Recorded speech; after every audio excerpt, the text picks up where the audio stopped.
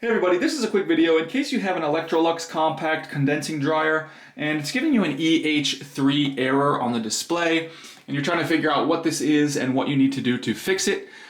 So first of all, what it is that the dryer detects that it's not getting the proper electricity from the proper voltage from the power supply. So if you're using this off a generator, or if you're running a extension cord to it, or if you have like a home electrical installation like solar or something, and you get this, you need to make sure you're getting the proper voltage to your dryer. It needs to get between 208 and 240 volts. So you can actually check the outlet and make sure that it's getting between that 208 and 240 and correct if necessary whether you need to call an electrician or whatever.